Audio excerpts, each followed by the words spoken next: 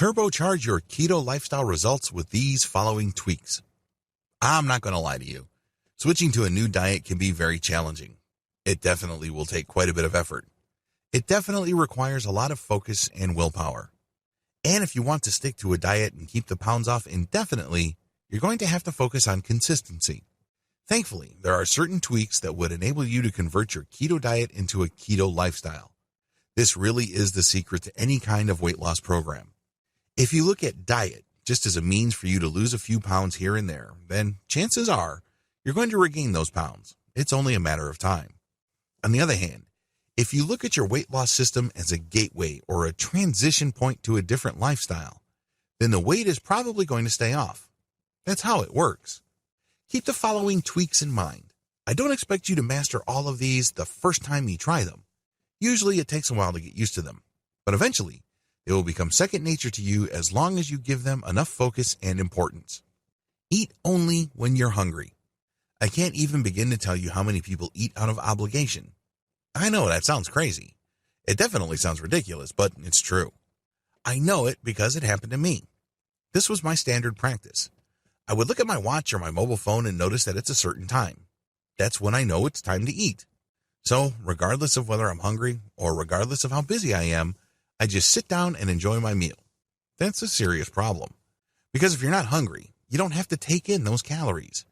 You can just lose yourself in your work, or you can just focus on what you're doing regardless of the time. It doesn't matter what your schedule is. If you're not hungry, you don't have to eat. This is a hard habit to break. A lot of this has to do with our upbringing. Our parents, bless them, would sit us down at certain fixed times. In my household, we were expected to eat from 6 to 7:30 a.m., and then from 11 to 12:30 p.m.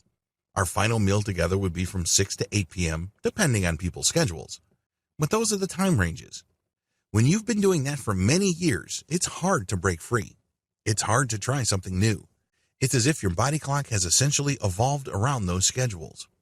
But there's really no rule written on granite stone that dictates that you should eat out of obligation because of time. If you want to convert your keto diet into a lifestyle that you can stick to for life, eat only when you're hungry. This is the most empowering thing you can do. You're eating to live. You're not living to eat. I know that sounds like a cliche, and it is, but it's also true. You're not eating out of obligation. You're not eating out of custom or tradition. You're not eating because that's just what I do. No, you're eating because you want to. And you should only want to eat because you're feeling hungry. Drink first when you get hunger pangs. It's very easy to just go to a drive-thru or to the nearest restaurant or even a corner grocery store and buy some ready meal when you feel hunger pangs. After all, you are hungry. You're doing something to take care of the hunger as soon as possible. I get that. That's what most people do. The problem is, the hunger that you're feeling may not linger for long. Those hunger pangs may be temporary. This is why I suggest that you drink first when you get hunger pangs. You'd be surprised as to how quickly your hunger dissipates. The secret here is to drink first. Now, don't go crazy. There's no need to go overboard. You don't have to whip out a liter of water or a gallon jug and start pounding away. No, just a small cup would do. See if it does the trick. And then have another glass. Another trick that I use is to first drink warm water. If you can get it, drink a little bit of hot water.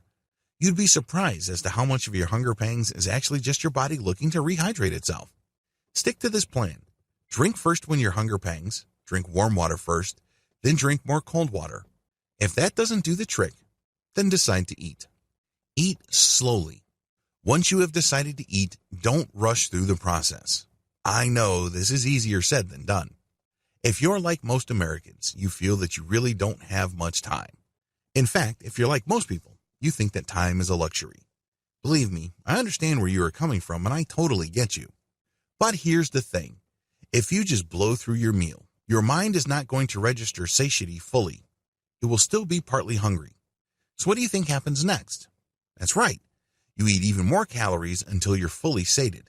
Usually, in that context, your body only feels full when your stomach has expanded enough.